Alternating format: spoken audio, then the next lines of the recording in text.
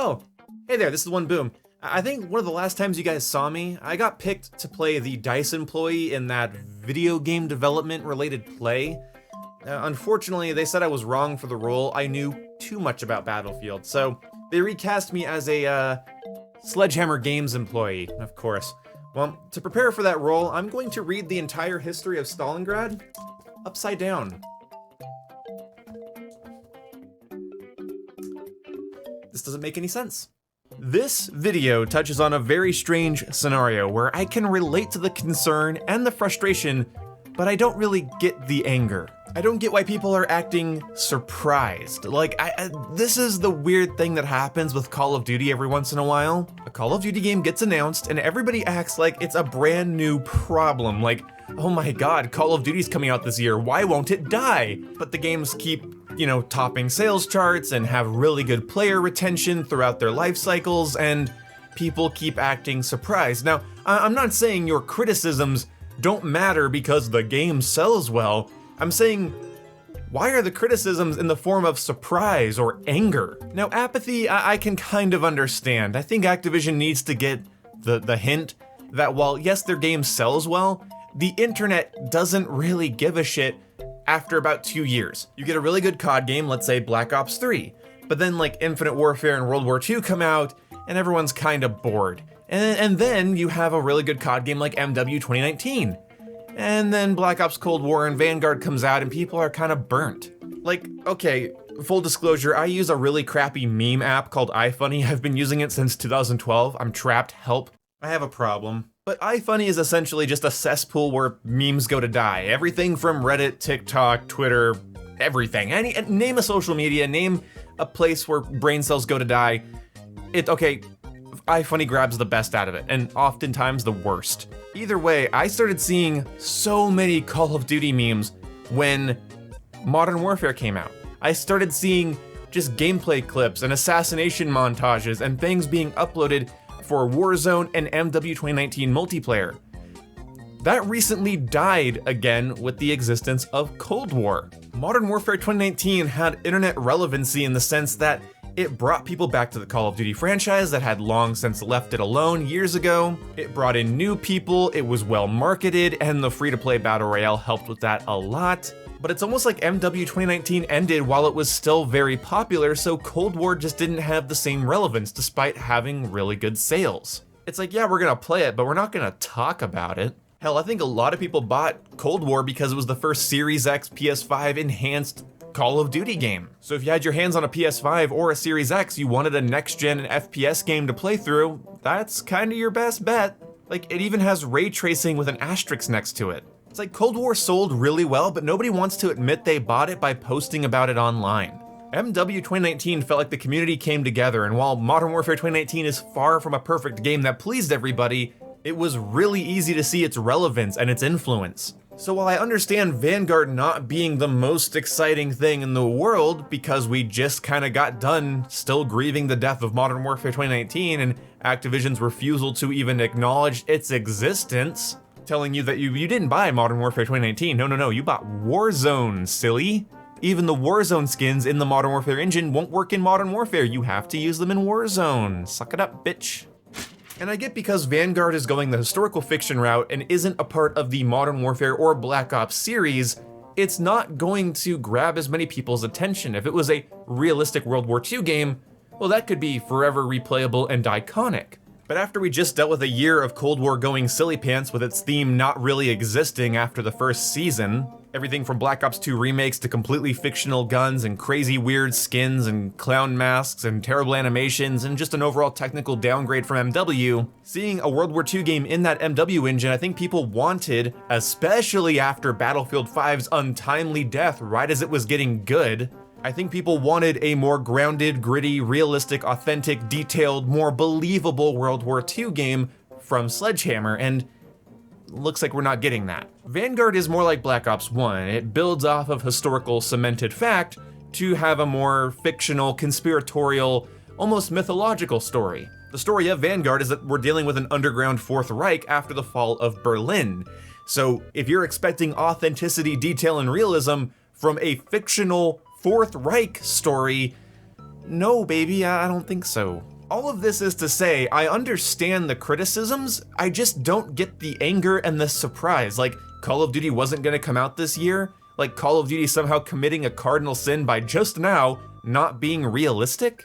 I get being disappointed, I just don't get being angry. I'm disappointed that it's not a grounded, more realistic World War II experience, but I'm not gonna bang my fist on the desk until the game's life cycle's over. No, bitch, I'm going to do that if the gameplay sucks, if it's massively unbalanced, if it's like Cold War in the sense that it's built on a rocky foundation that never really gets any better. I can point out specific elements of Black Ops Cold War and Modern Warfare 2019 and Black Ops 4 and COD World War II that don't work from a gameplay perspective, a moment-to-moment winning matches, shooting people gameplay perspective. I already made a whole video talking about how aesthetics and tone and theme matter, and I am saying right now, Vanguard would be more iconic and well-respected if it went with a more grounded, consistent theme and not something so goofy and historically fictional. Okay, but I accept Black Ops 1 for being goofy and historically fictional. I'm gonna accept Vanguard as well. I still think the games could be fun, but either way, I'm not going to be angry that the game isn't realistic. I'm going to direct my complaint into a bit of, constructive criticism. How could they fix this issue? Well, it's pretty simple. You know how a bunch of special people are buying Battlefield 2042 specifically in the hopes that the Portal game mode will be good and will fix the game? Or you know how there's people that only buy Call of Duty games to play zombies? Vanguard should have a Milsim game mode, similar to the realism mode in Modern Warfare, but with its own tab, so you can specifically select it as a modifier. So there'll be core, hardcore, and Milsim. I would do the health and damage like MW's realism mode, where Milsim allows you to one-shot headshot somebody, you will take multiple body shots to kill them, so maybe 3 body shots or a single headshot. I like that. Sorry, hardcore dweebs, getting shot in the foot with a 30-06 actually doesn't kill you immediately, so I like the realism mode a lot more, where you might take multiple body shots to kill someone, but a single headshot will dispatch them entirely. Then you replace the current operator system with a faction system, and your weapons will be dictated by the faction you're on. Yes, I'm describing Call of Duty 2. Let me explain this. If you're on Red Star and you're on the Russian team, you get the SVT-40, you get the PPSH, you get the Mosin Nagant. But if you're on the German side on Red Star, you get an STG, or a Gewehr, or a Kar 98, or an MP40. You will have weapons dictated by your faction. And for some reason, I'm gonna sit here and talk about how Activision could monetize this. I have zero integrity. The Milsim skins for each class, so the Milsim, Russian Recon, German Recon, Russian SMG, German SMG, those outfits could be purchasable in the store if you just wanted to always look like that character. So have some Milsim skins in the game that are believable.